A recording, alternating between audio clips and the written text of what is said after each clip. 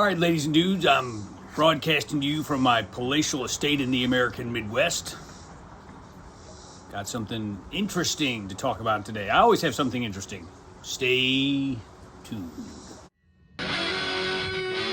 What's up, YouTube? It's this guy, Jeremy McDonald. Let me hear you say it. One of your very favorite people with Parkinson's. Of course, that's Jeremy, also known as J-Mac, Jeremy Mac. Let's do this thing.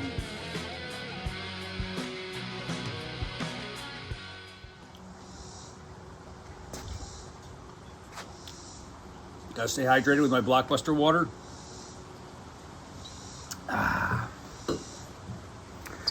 All right, let's get to it. First of all my contact info will be below in the description. My email, my Facebook, my Instagram.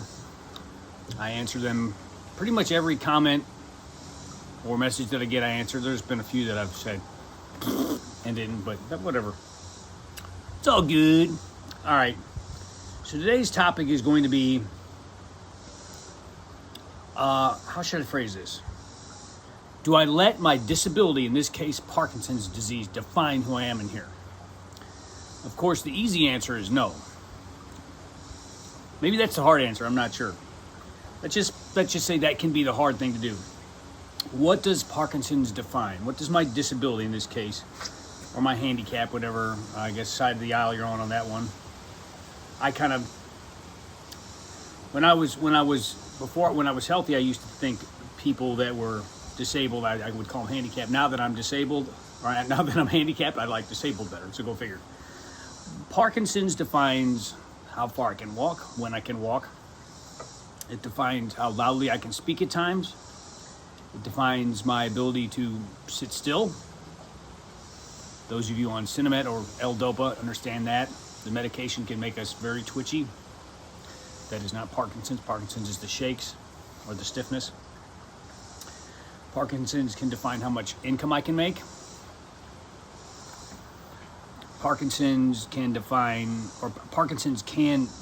the way other people look at you, but as my good friend Jennifer Sullivan says, it's not your business what other people think of you. Stop worrying about what other people think of you. There's a lot of things that it does define, and I'm not gonna lie, it's a bastard of a disease. It's never lets up, never lets go.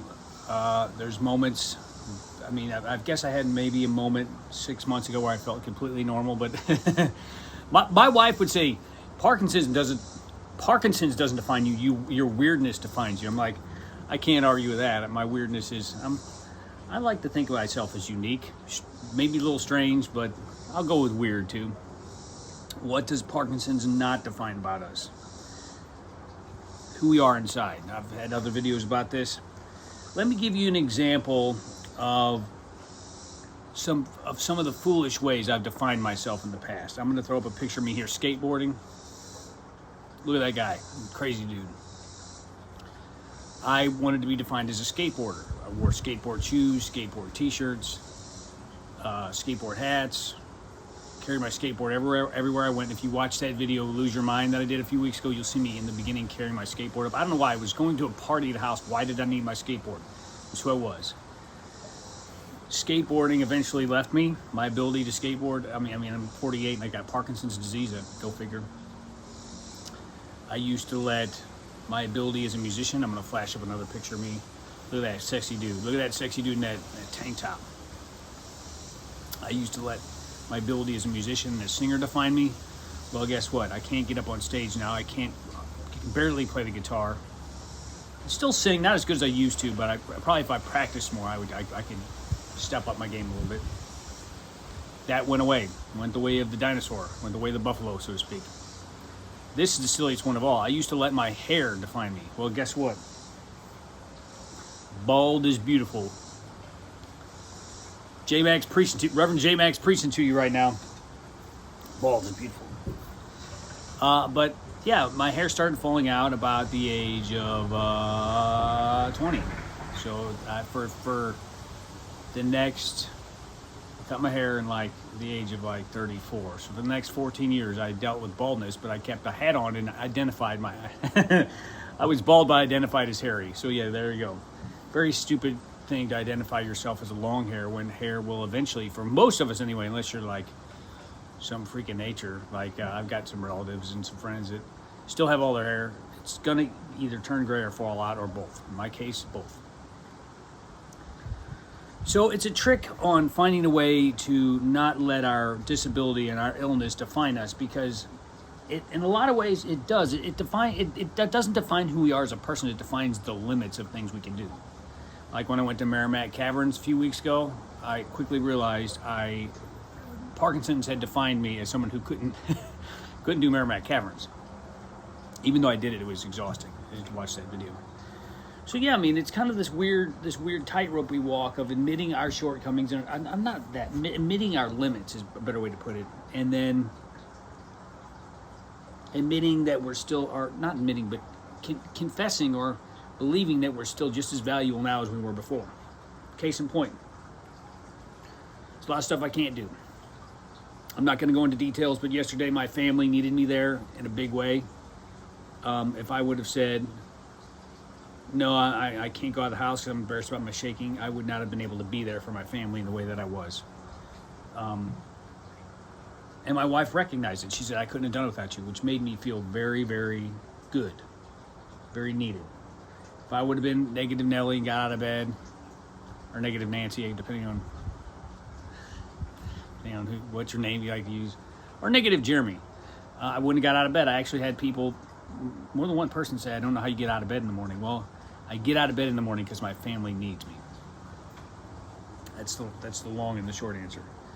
So I guess just let me some comments as to maybe something that used to define you, that you've had to kind of reel in and define yourself differently.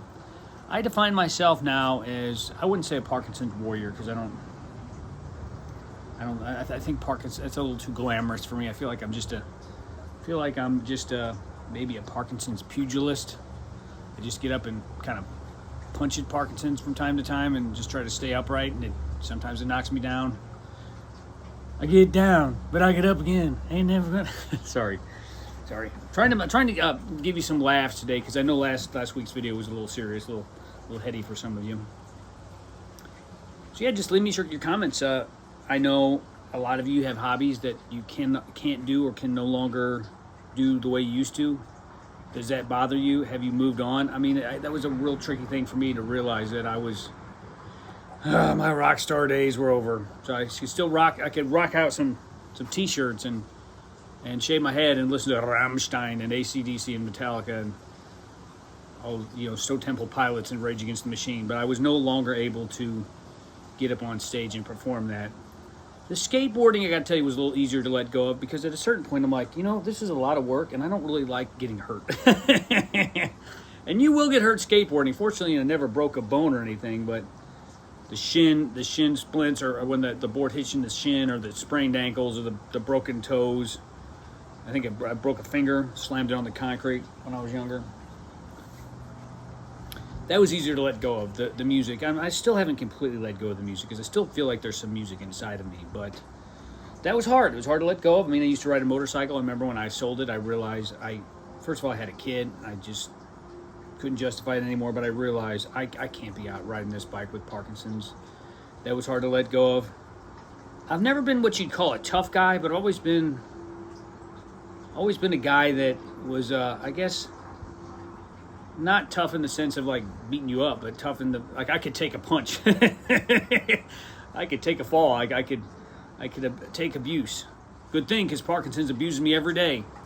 All right, I'm going to cut this one short. I wish you guys could be here. It's beautiful out here.